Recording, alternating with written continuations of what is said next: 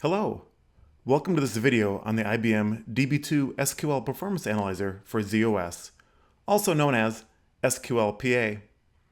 This video will cover the details within the plan report user parameters.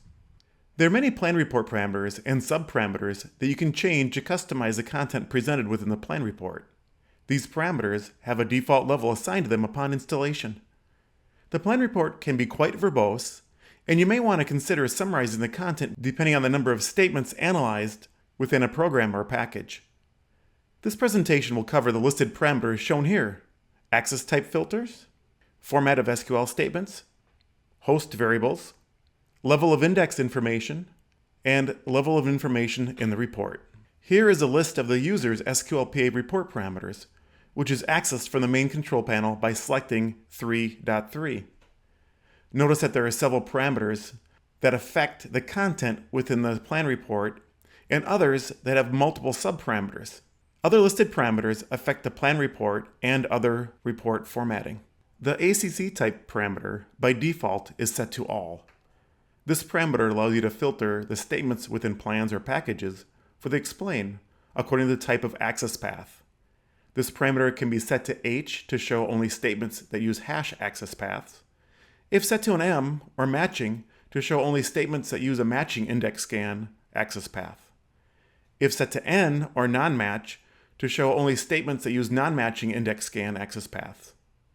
Otherwise, you can set this to a T, or tab scan, to only show statements that use a tablespace scan access path. The format parameter has a default of yes and indicates how the explain formats the SQL statements of the plans and packages. When set to yes, each SQL keyword, such as select, into, from, and where, are started on a new line.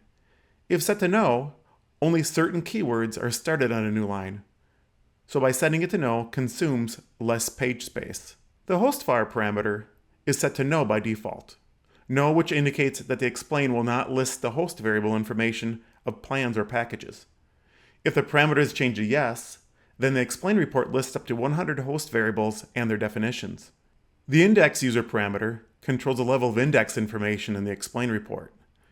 Here's a default with a subparameter setting of no, which identifies that no index information is shown. Here's an example of the subparameter set to all index.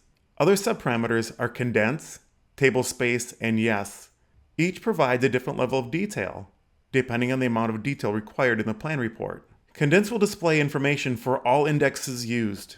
By all tables is shown at the end of the plan or package information.